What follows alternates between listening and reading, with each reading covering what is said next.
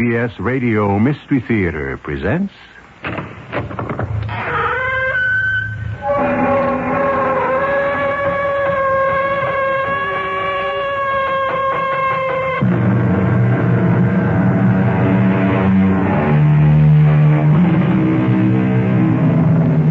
Come in. Welcome. I'm E.G. Marshall. Diamonds, they say, are forever, and are therefore the most lasting of all declarations of love. However, being human, it is unfortunately true that our sentiments, particularly our amorous ones, are frequently subject to change without notice. Therefore, what does a poor diamond do when its natural brilliance is no longer equaled by the flame of the love that inspired its purchase? It all depends on the diamond. Henri respects your opinion, Monsieur de Maupassant. Because of you, he broke his engagement to me. Oh, it's not for me to decide these things. I came up here to get your blessing, and I won't leave without it. Well, what makes you think that I would be willing? Monsieur de Maupassant, I don't think you will have the heart to refuse me.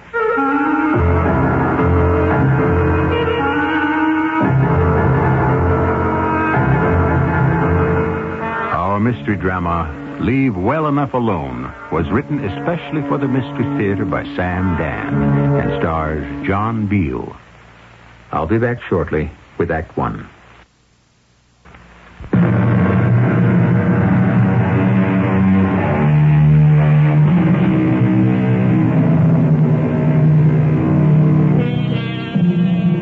The great French writer Guy de Maupassant was intrigued by jewelry.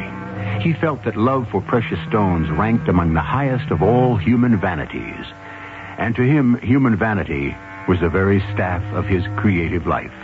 Indeed, de Maupassant's The Necklace is probably the greatest short story ever written. Not quite so well known is another de Maupassant tale that deals with valuable gems. And just as intriguing as the story itself is de Maupassant's account of how he came to write it. That year, I was living at 81 Rue des Capucines. My second-floor apartment faced the rear. Monsieur Henri Lontin occupied the rooms to the front. He was a snug little man who held a snug little clerkship in some snug little government bureau, and he enjoyed a snug little income. He was always most polite and pleasant every time we would meet. Good morning, Monsieur de Maupassant. Good morning, Monsieur Lontin. And how goes the art of writing today? Slowly. May I ask a question? By all means. You writing fellows, where do you get your ideas? From life. Life? Oh, the life that flows ceaselessly all about us. Oh. I look at the life that flows all about me, and I don't get any ideas at all. Oh, well, perhaps it's because I'm not a writer, but also because I'm surrounded by rather quite ordinary people. All of us are surrounded by rather quite ordinary people. Indeed, rather ordinary people may provide the greatest inspiration of all. Is that a fact? You mean that a quite ordinary person, such as myself, could provide you with an inspiration for a story? That's possible. And so it would go. He would read my stories when they appeared and compliment me profusely, especially when he didn't understand them. But then, one day, I noticed that he had begun to be somewhat nervous in my presence. He no longer went out of his way to stop for a chat. I wondered if perhaps I had offended him in some way, when he suddenly insisted on treating me to a glass of wine at the establishment down the street. Monsieur de Maupassant, may I ask you a question? Certainly, Monsieur Lontin. What do you think of me? Do I impress you as a somewhat ridiculous person? Oh, no. How would you characterize me? That is, assuming you were to put me in a story. Well, I would say that you are a most industrious sort of man. Intelligent? Friendly? Sophisticated? Pleasant? I'm sure you wonder why I'm asking these questions. Yes. I'm contemplating a rather radical step. Radical, Monsieur Longtime? Or radical, that is, for me. Oh. I've decided to get married. Well, congratulations. I've decided that a man does not live by bread alone.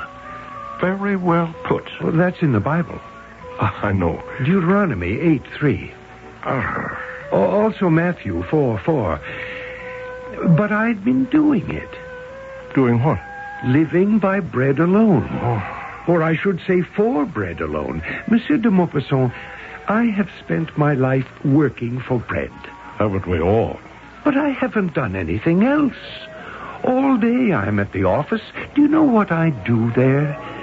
I keep a record of all the ropes, chains, and anchors that are required for the naval base at Toulon. Oh, that seems to be a very responsible, important, and certainly a necessary activity. Monsieur de Maupassant, surely as a writer you should appreciate the poetic justice of what I've just said. In what manner? I deal with ropes, chains, and anchors. And these are all commodities whose function is to confine, to hold back, restrict. It seems that all my life I've been restricted to my desk at the office and my easy chair at home. To be alone is to be half alive. Just think of what it means to have a pretty wife who waits for you at home, who greets you with warm kisses and hot soup. It sounds delicious. To share one's life. I wish you the best of fortune in this enterprise, Monsieur Longtime. No doubt you've already decided on the fortunate young lady? No, as yet I don't know who she is, but I've made up my mind to look. I see. I shall now devote my energies to the problem. And I know I shall succeed in my quest. After all, seek and you shall find. That's very crisply stated, Monsieur Longtime. Of course, it's from the Bible. The little man was so sincere, so earnest. His round, honest face shone with such goodwill, one was forced to take him seriously. And every time we would encounter each other in the hallway or on the street, he would always advise me of his progress, or more accurately, his lack of progress. No, Monsieur de Maupassant, she eludes me still. One would imagine there's no shortage of eligible ladies. Eligible, yes. Special, no. And in what way must she be special? In a way that shall make itself apparent the moment I lay eyes upon her. I look for her everywhere, all the time. But so far... Don't lose courage, Monsieur Longtime. One day, out of a clear blue sky, when you least expect it, there she will be. And so it would go. Weeks, months went by, and still Monsieur Longtime remained a bachelor. Now, you mustn't think that I had nothing to do but worry about his marital problems, or rather the lack of them, but I was impressed by his very deep feelings. One day, I encountered Monsieur Longtime in the little park near our lodgings. Monsieur de Maupassant, I'm very much afraid of you. What's this? Afraid of me? Why? You see, I did find her. Oh, well, this calls for a celebration. I don't know how to begin this. The best place to begin any story is at the beginning. Go forward. How old do you think I am? Oh. Be honest. 40? No, I shall hold nothing back. I'm 45. But a most youthful and vigorous-looking 45. Do you really think so? Of course. Well, that really doesn't have much to do with it. Celeste. Celeste. Celeste. A lovely name. Celeste is 18. Oh. Yes, I knew you would say, oh. Well, I meant nothing by it. It was merely... well, these disparities in age are not uncommon. Why did you say disparities? Because the word describes a difference. Well, then why didn't you say difference? Disparity implies inequality or even incongruity. As a writer, surely you must be aware of that. Oh, please forgive me. But you've made your point. What point is this? It's the point you make in everything you write. You always express a cynical attitude toward most human behavior. I admit to being a cynic, Monsieur Lontin. But that's only because I'm a frustrated romantic. All your stories have a kind of sardonic ending. I'll say rather that they try for a human ending. You're laughing at me. No. Oh, what a fool I must be. She's young enough to be my daughter. Come now, Monsieur Lontin, you accuse me unfairly. You say to yourself, why the old goat? What dangerous delusion does he permit himself? You're saying to yourself, why, if he must marry at all, why doesn't he choose some plump widow or ripe spinster nearer his own age? Well, since you have put the question into my mouth, you might as well place the answer there, too. it's because I'm not a stick, not a stone. I have life in me. I want youth. I want beauty. I want freshness and romance. I want everything I missed. Then by all means, take it. Yes. I could settle for an older woman. That would be the safe way to do it. But I'm willing to take the chance. The chance? That she'll tire of me and then laugh at me. And finally betray me. That's what happens in all marriages like this one. Not all marriages. In all the ones you write about.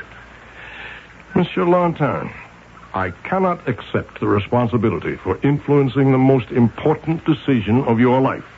Just talking to you has made it clear to me. I cannot marry Celeste.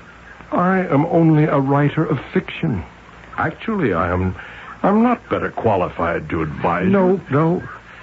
To marry Celeste, I see it now, would be to go against my true nature. Are you sure you know what your true nature is? No, it will be better for both of us. I shall break the engagement. Suddenly, here I was, the villain of the piece. But perhaps it was for the best. And so, I thought this was the end of the matter. But one afternoon, there was a knock at my door. Standing at the threshold was a tall, dark, slender young lady. She had long, lustrous black hair and a face of such radiant beauty that at first glimpse I almost blinked my eyes. She smiled at me, a dazzling smile. You are Monsieur de Montfaucon. Yes? May I come in? I am Celeste Laurier. Celeste Laurier. Oh, Celeste. Yes. Of course you may come in, mademoiselle. Thank you. However, aren't you afraid that you might be compromised? Oh, no, monsieur. You are, after all, a gentleman. I don't consider myself a gentleman. Well, you have nothing to say about it. You're tuned to WBBM in Chicago. Gentlemen are born. They cannot change their essential natures. I'm sure you haven't come here to talk about me. Ah, but I have. Why? Because I wish to marry Monsieur Henri Lontin. And what have I to do with it? Everything. I'm afraid you're making a mistake. No, Henri worships you. Oh, no. But to him you are the font of all wisdom. He broke our engagement because you disapproved. I assure you, mademoiselle, I did not disparage the idea. Neither did you endorse it. However, let us consider. Because of you, he ended the engagement. And because of you, he can renew it. Because of me? How? All you need do is give the idea your blessing. But, mademoiselle, it is not for me. I came up here with every intention of receiving your blessing. I shall not depart empty-handed. Well, what makes you believe that I... Monsieur de Maupassant, I don't think you will have the heart to refuse me.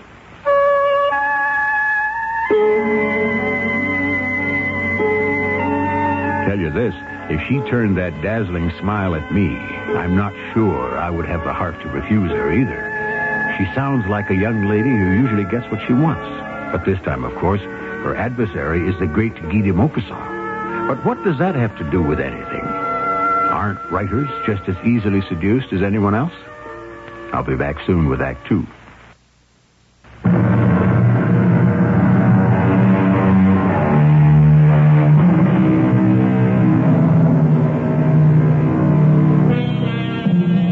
Will you love me in December as you do in May? This sentiment is part of a popular song written by, of all people, a former mayor of New York City. But what if we have May and December to begin with? May and December. On the face of it, this does not sound like a promising couple. However, marriages are said to be made in heaven. You have come for my blessing? Yes. And why should I give this affair my blessing? Why not? Very well. I know. He told me. The disparity in our ages. Disparity. A rather cutting word. Yours? No, his. I will be a good wife to him. Do you love him? Is that important? Well, it should be the foundation of all marriages. Some marriages, perhaps, but not all. Besides, he has no right to expect love from a girl of 18. Why not? Well, isn't that rather presumptuous for a man of 50? 50? Well, that surprises you. No, mademoiselle. Nothing surprises me anymore. Well, the best he can hope for is respect, loyalty, admiration, and warmth. These I am prepared to give him. And who is to say that the sum total of all these do not add up to love? Why, mademoiselle, are you prepared to do so? Because he shall save me. I don't understand. From what? A young woman of your most spectacular attributes. I should think thousands of men would be at your feet.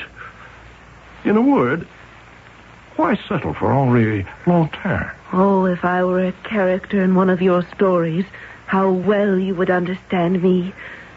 My father was a country physician. He had a heart for all the world.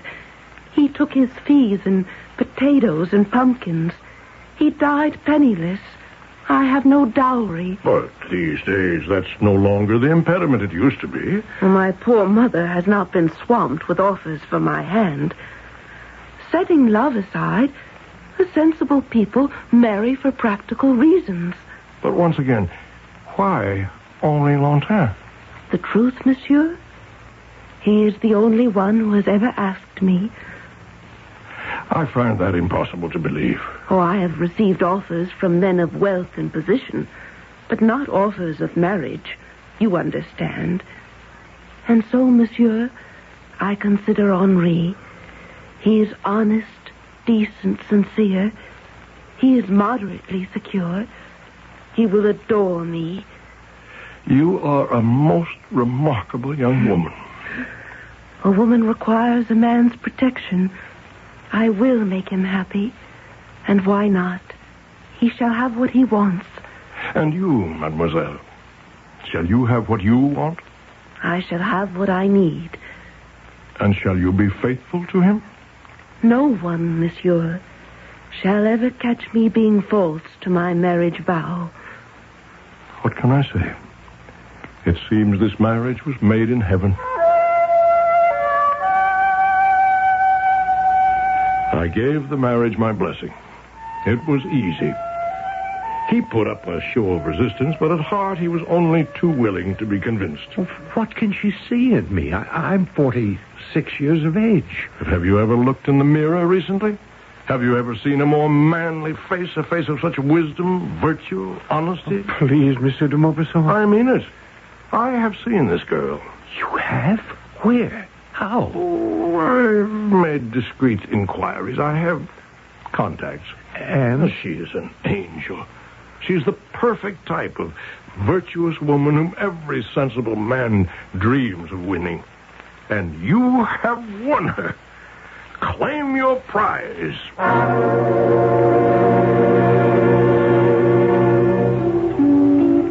they were married shortly after. He was unspeakably happy. True, he was only a government clerk, but she governed the household so cleverly, so economically, that they seemed to live in luxury. She lavished the most delicate attention on him. She was so sweet, so loving that I began to fear for my own sanity. And thus, a few years passed. One evening, I knocked on their door. Ah, Monsieur de Maupassant, come in, please, come in. Thank you. I came by to see if perhaps I could trouble you for some sugar. Oh, but of course. My cleaning woman generally forgets to see to these things. That is why a man should have a wife. Perhaps. Oh, how beautifully the place is furnished. A woman's touch, my friend. And even more than touch, her inborn understanding of how to run a household. What a manager. And how is Madame Lantin? Oh, she'll be so sorry she missed you. She's at the opera. Oh? She has this weakness for the opera. She goes constantly. Oh. And you don't go with her? Oh, I did at first, but I get so dreadfully bored. I fall fast asleep. So she goes alone, huh? Oh, no. She has many girlfriends. Oh. One cannot begrudge her this little amusement. Oh, I suppose not. Of course, I can understand her love for the opera, but I cannot understand the other thing. What other thing? The jewels. Jewels? Oh, they're not really jewels, actually. They're just imitations, rhinestones and fake pearls and paste diamonds, imitation gold and the like. She loves to adorn herself in those things. What harm is there in that? None, I suppose. Then why do you object? I don't know. Yes, I do. It all creates a false note. She's such a genuine, sincere person. I can't understand why she should be fascinated by these cheap imitations. Perhaps you forget something. Yes? Why, you look at her. She's so womanly, so wise. She runs your home so efficiently. She makes you so comfortable, so happy, that you don't really stop to think that she's only a girl. After all, she's hardly 20. Yes, that's true, I suppose. Poor child. Perhaps I'm too hard on her. My advice to you, as a friend, Monsieur Lantin, is to let well enough alone. Ah, Henri, my darling. And Monsieur de Maupassant. Good evening, Madame Lantin. I thought you'd gone to the opera. I left early. I think I'm catching a cold. Oh, we must get you to bed at once. I haven't caught it yet. Oh, Henri, darling, we must offer Monsieur de Maupassant some refreshment. Yes, of course. You are angry. I'm not angry. It's no use. I can tell when my darling Henri is displeased. My dear, I am not in the least bit. Ah, then, you refuse to tell me. Well, look at you, all that cheap jewelry. Oh, but I love jewelry, and I'm so fond of these little baubles. It's my only weakness. But, my dear Celeste, Please, don't be cross with me. She gave him a look of such tenderness, and he returned it with a look of such love and longing, that I sensed immediately this was a scene that called for two people, not three. I mumbled an excuse and took my leave. A few evenings later, there was a knock on my own door. Monsieur de Maupassant, are you engaged this evening?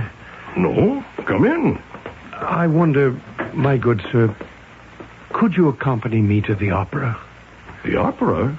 I thought you found it a place for sleep. I'll confess. I need the services of a friend. Who else can I ask but you? Sit down. Oh, what's the trouble? Read this note. Monsieur Henri Lantin, I'm sure your wife tells you she goes to the opera with a lady friend. But this evening, you will see her there with her lover, a handsome cavalry officer. And you believe this note? What can I say? You can say that you have every confidence in your wife's loyalty, and faithfulness. I do, but... Yes? I'm so frightened. Of what? A scurrilous message from some evil-minded person who hasn't the courage to sign his or her name. What would you advise me to do? Tear it up and forget it. I love her so much, and I'm so afraid. Monsieur Longtime, I advise you to leave well enough alone. Someone is jealous of your happiness. I must know. Don't you know now? Don't you know in your own heart that she's innocent? Are you unable to answer that? I believe in Celeste as I would believe in my own soul, but... We have a but. This insistence she has for wearing false jewels, how can you explain it? It's a schoolgirl's vanity. But she isn't a schoolgirl. I must know. I must go to the opera tonight. I have said this before, and I'll say it again. Leave well enough alone. Will you come with me? I'd rather not. Please, Monsieur de Maupassant, be at my side. Because if that note is the truth, then someone must restrain me from committing an act I shall regret for the rest of my life. Is it possible that the party might become just a little bit rough? You never know with these French love stories. Well, she's either cheating on him, or she isn't. Or can there be a third possibility? One thing you can be sure of, there is a third act.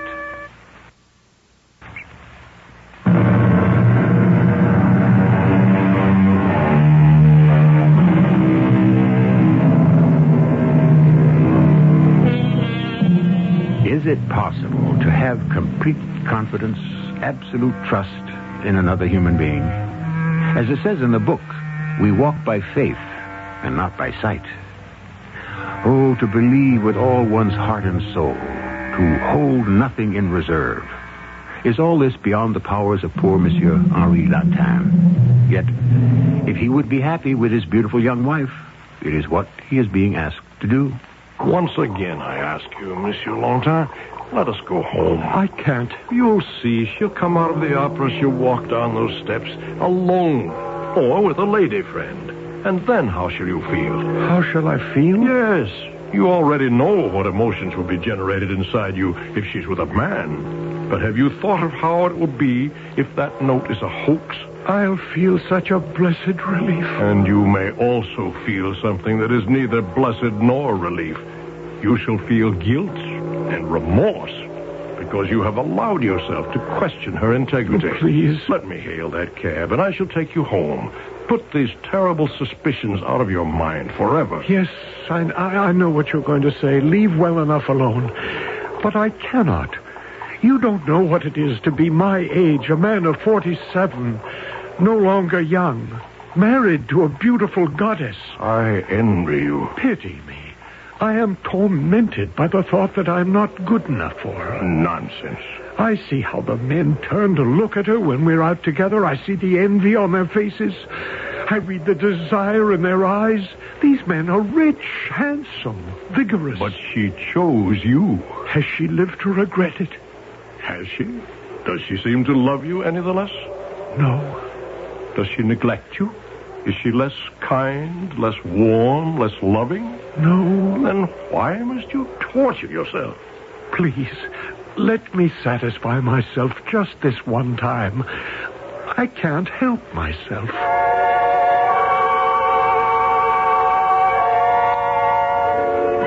We walked up the steps and into the great lobby. We stood behind a massive marble pillar where we could see without being seen. We could hear the wonderful Offenbach music welling up from the inside of the theater. Once again, I tried to convince him to leave, but he wouldn't listen. I don't know how long we stood there.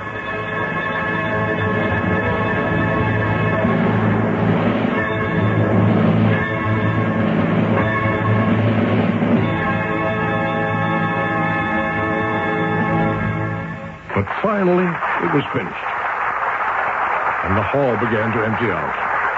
There was a kaleidoscope of brilliant uniforms, beautiful gowns, and then we saw her, It's Celeste. Alone. Yes, alone. No, she's with that lady. They're coming this way. They mustn't see us. Thank you for your company this evening, Madeline. But I must go right home. I have this little cough. Quick, before she sees us. Is this what you propose to do now? Slink off with your tail between your legs?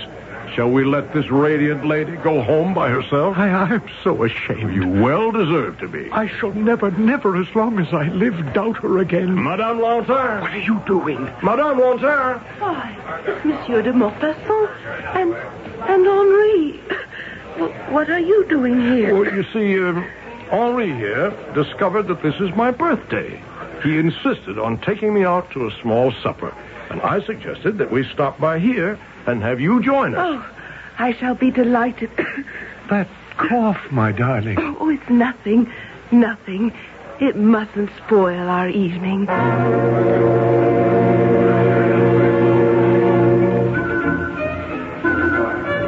It was a modest little supper in a modest little restaurant. But in many ways, it was the most magnificent party of my life. She was so gay, so sparkling, so filled with animation and life. And she so obviously adored her little Henri. But all good things must come to their end. Oh, they've stopped playing. Yes, my dear. See, they're putting away their instruments. What a pity. And now we must go home. Oh, I should love to walk. But it's raining, my dearest. But I love to walk in the rain. Not with that cough. Now, you two wait here. I'll go and fetch us a cab. Happy birthday, Monsieur de Maupassant. Thank you, Madame Lantin. I wish I had known. I would have brought you a gift. But you've already given me one. I don't remember. And I won't forget, Madame Lantin. Celeste. Celeste, you have done something that no one has been able to do to me before. Have I? You've made me change my mind. About what? You have given me a kind of faith in my fellow man that I have never known, nor allowed myself to know. I'm flattered. No, this is beyond flattery. You have kept your word. You have been faithful to your husband. You made that vow, remember? Oh, yes. I did say that to you. I remember. I said no one would ever catch me being false to my oath of marriage. But I never believed you. I never trusted you. I said to myself, how can this girl who's so filled with life be satisfied with a quiet, unexciting... Well, he is a stick in the mud, isn't he? Yes, monsieur. But you see, he's my stick in the mud. Madame, you make me ashamed of my cynicism. Then, my good Guy de Maupassant, go forward from this day and sin no more. Celeste. It's nothing. I just feel cold. I'm chilled, that's all. It's nothing. But it was everything. We took her home and summoned the doctor. The chills gave way to a sudden and what proved to be overwhelming onslaught of fever. Poor child. How quickly she became delirious. Henri. See, Henri. How pretty they are. See, Henri. How they glitter. How they gleam. See. Oh, my poor darling. Fire and ice. Try to rest. I want to look pretty. I want to look rich. For my Henri. I'm a physician's daughter. I'm somebody. Oh. I want people to look at me and know I'm somebody. Buy me diamonds. Henri. Yes. Promise. I promise.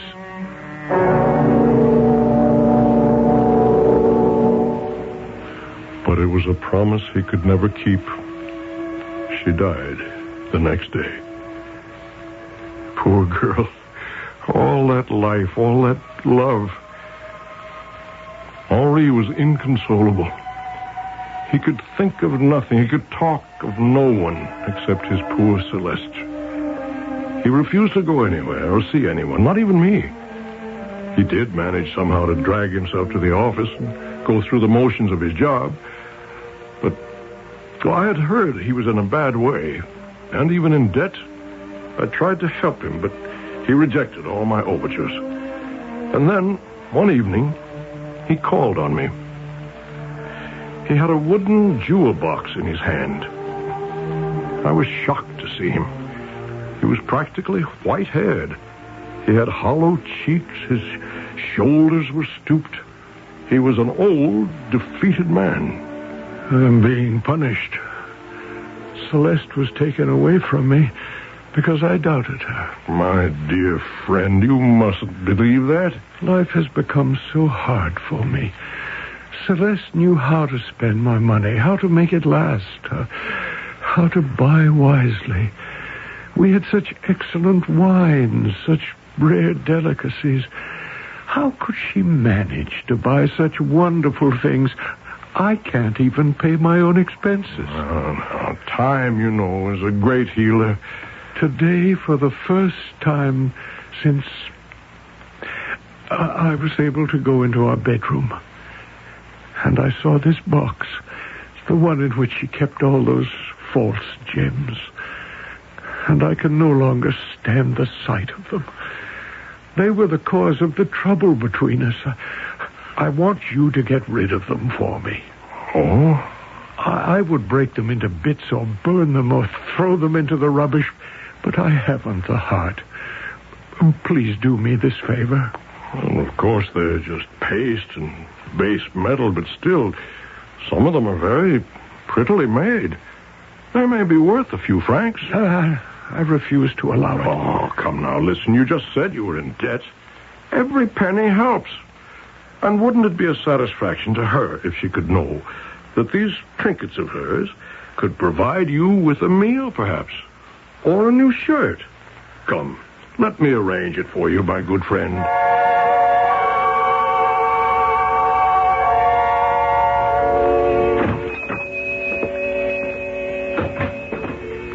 Yes, monsieur. I have here, let me see. To begin with, a necklace. What can you give me for this? May I examine it, please? I know well enough, monsieur, that it isn't really worth anything. This necklace, sir, is worth 15,000 francs. What? What are you saying? But we could not arrange for a purchase unless you can prove it belongs to you. Are you serious? Of course. I know this necklace. I sold it myself. You're crazy. Sir, have you come into my shop in order to question my sanity? No. Forgive me. It's time I question my own. I sold this necklace to a young nobleman, the Chevalier de Ormond. He instructed me to have it delivered to Madame Celeste Lantin at 81 Rue des Capucines. Oh, well, say no more, monsieur. Say no more. On the contrary, I believe it's time to say a great deal. She kept her promise. She didn't promise to be faithful. She said, no one will ever catch me being false to my marriage vows. I salute you, Celeste. You have now restored my true faith in humanity. Sir, I must ask you how you come to be in possession of this necklace. I am acting for Monsieur Henri Lantin, husband of the late Celeste Lantin. Late Celeste? Unfortunately. Oh, I didn't know. I wondered why business had been so slow of late.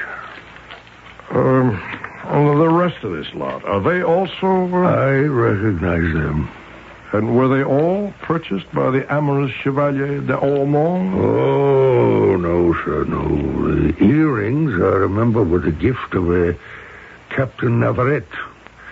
The brooch was Duke de Renaudon. The pearls, Major Renard de Bonneval. The bracelets, let me think, it was Monsieur Dufour. No, he bought the tiara. That Russian Count Orloff was the one who... Well, at any rate, I can look this all up for you. No, it won't be necessary. What will you give for all of it? Monsieur, you cannot expect me to give you what I was paid for. A fair price. Save time, trouble, and say, 280,000 francs. 280,000? Very well. Round it off at 300,000. Shop around, sir. You'll find you'll do no better. I accept. Good. And now, sir, a little formality. Have you proof that you are acting for Monsieur Latin? Has he given you a written authorization? Oh, that might present us with a difficulty. You see, this is a most delicate matter. I hope you understand.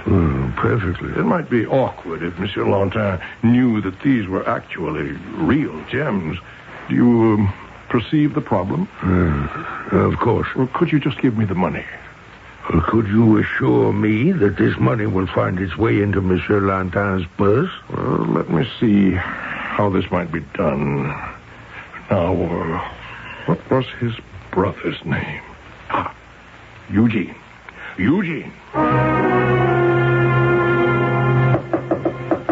Monsieur de Maupassant!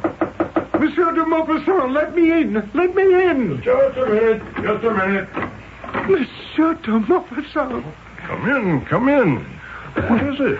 I've never seen you so excited. Look! This letter, it just came in the post. Read it. It's from a firm of notaries. Read it. This is to inform you that your brother, Eugene Lantin, who died last month in Indochina, named you as his sole heir. Your late brother's estate amounts to some 300,000 francs. Please inform... 300,000 francs. Imagine. I'm rich. Yes, so you are. Oh, Monsieur de Maupassant, life is so filled with irony. Celeste. Oh, my poor Celeste. She would have been so happy. I can only say that you must make it your business to be happy enough for two. Yes. Oh, my darling Celeste. Just think. If only you had lived, I would have been able to buy you real gems.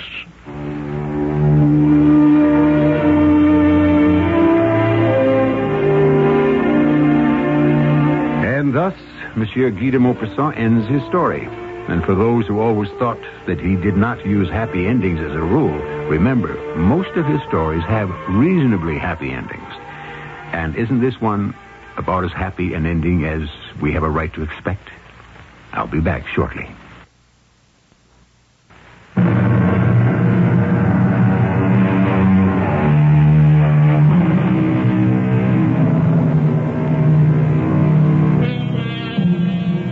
The philosophy expounded in our little tale is stated in the title, Leave Well Enough Alone. It is perhaps the most consistently disregarded maxim in our language. There are those who cannot live with success, who are made uncomfortable by the smooth progress of everyday affairs. They must always roil still waters, tap on the glass of the reptile cage in the zoo, insist on fixing things that aren't broken. But we shouldn't complain. Without such folk, whatever would we do for stories? Our cast included John Beale, Court Benson, and Tracy Ellis. The entire production was under the direction of Hyman Brown. This is E.G. Marshall inviting you to return to our Mystery Theater for another adventure in the macabre. Until next time, pleasant dreams.